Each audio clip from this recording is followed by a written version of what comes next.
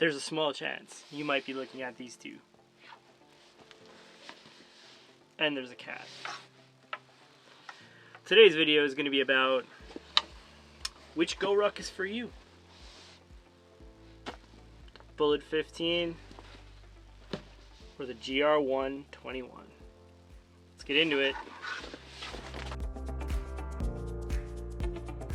I'm going to start out by talking about the Bullet, and then I'm going to move on to the GR1. This is the GR1 21 liter Slick from Huckberry, the Huckberry collaboration. They're in the same coyote brown. Let's get the similarities out of the way. They're both Goruck, both YKK zippers, both made from really nice materials, both really solid bags, both quite expensive. This one's $135. This one's on sale right now for like $240, but it's normally like $300. Made in the USA, this guy. Made in Vietnam, this guy. Don't think it matters so much. 1000D Cordura on this guy. 500D Cordura on this guy.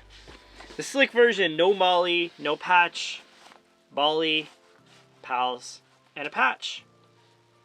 Aside from that, there are a lot of other differences. Let's get into them one by one. So, I'm going to try to make this video quick, and then this bag is going to sit back there for a minute. This is the Bullet Ruck 15. Now this is a kind of a bag that has been changed a lot over the years, and a lot of the things they've done with it has changed. I think that for most people, for like 90% of the people that are looking at a new backpack, this is probably a better bag. I mean, unless this molly or this Pals webbing is a bit too much for you. A better bag for daily life. There are several reasons for this. So, one of the big differences between this bag and that Slick is this back here. So this material is a 210D high tenacity nylon, and it is very smooth, and it does not pill or damage your suits, your nice clothes, or any of those things. It's very smooth, very soft on the skin. This guy, on the other hand, is 1000D on the back here, and it will basically destroy a suit over a period of time. So you have to be careful about that. Another good thing about this bag is that it has, I know that some people, they don't like the look of this, these molly things here, but I really like having a sternum strap on my bag, so for me this is a big bonus. It doesn't come with a sternum strap, but for like 10 bucks you can add one to your order. Again, this guy, no sternum strap, no place to attach them, for $50, and the cost of sending your bag back. Scars, Goruck scars, they will add here. I'm thinking about doing it with my 26 liter GR1, which is right there. Aside from that, there are several other differences. This is 500D Cordura, which is a lighter weight fabric. Now in the past this was made with 1000D, but this one in particular, these 2021 version, is 500D. What does that mean? It means lighter weight, it feels a little bit softer, and yeah, that's basically it. I don't think that in daily use, look, Goruck has like the best warranty on the planet, so I wouldn't worry about it either way, but if you're taking your bag to a war zone or something, then maybe it makes a difference. But then the Mystery Ranch bags, which are like known to be the best like war zone bags, are all 500D, so there it goes. Similar 500D to this, in fact. Again, as I said, made in Vietnam. There is a patch here for your patches, front pocket on the front here, yes, slant pocket on the front here. One of the things about this bag that I like better than this one is that this front pocket here, because the Cordura is very stiff on this bag, it's very hard to get my hand in.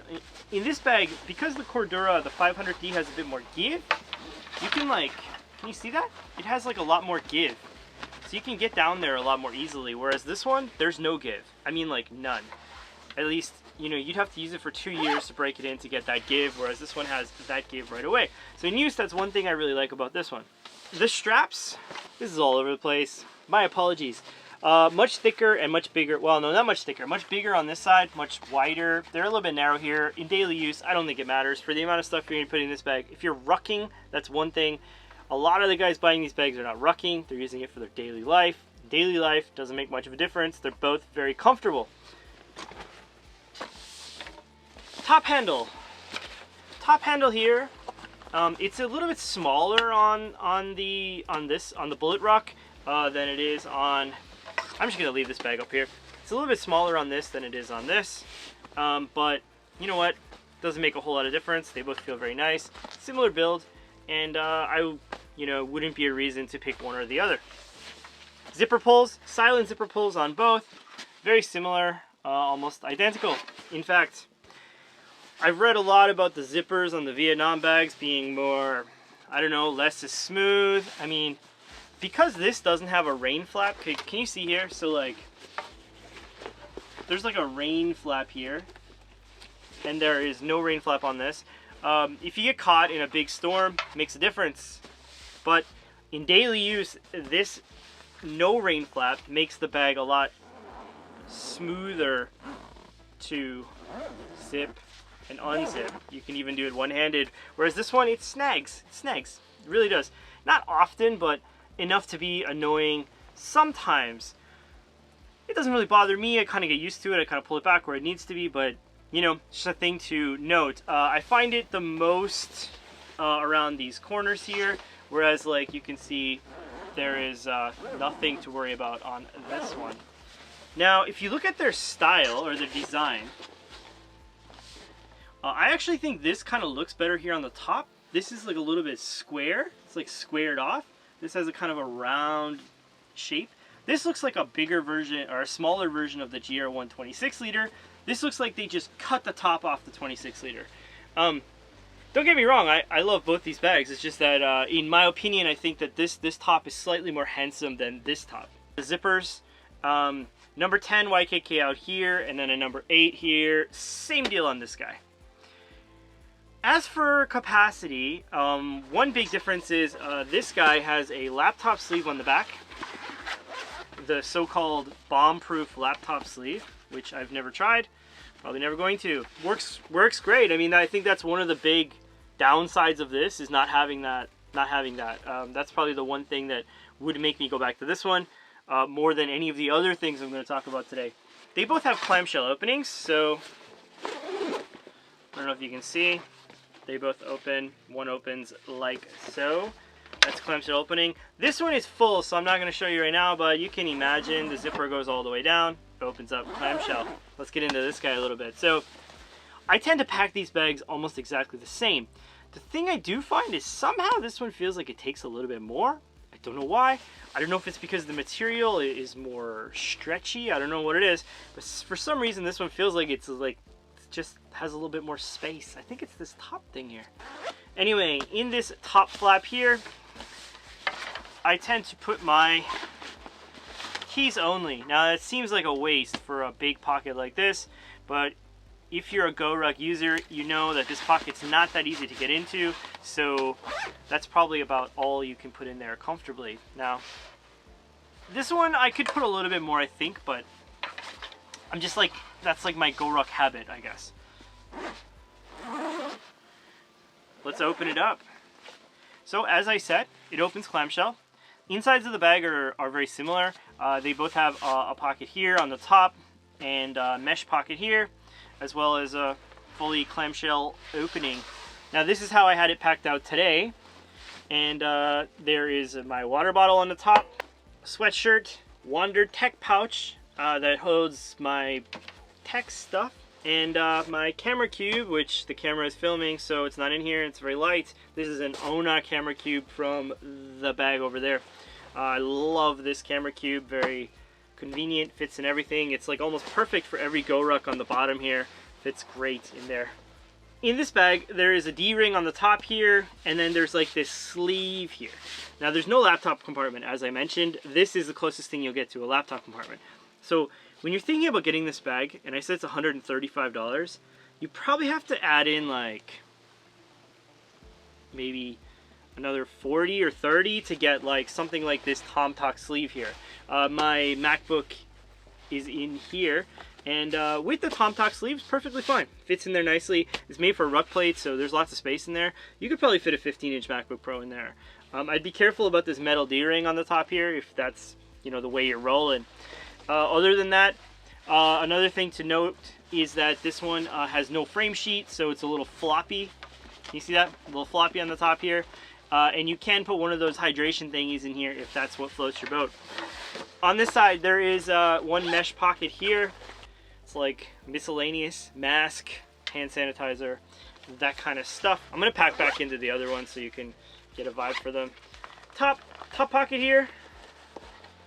Put in like my wallet and my AirPods, and that's kind of how that bag packs out. And honestly, it's a really nice bag.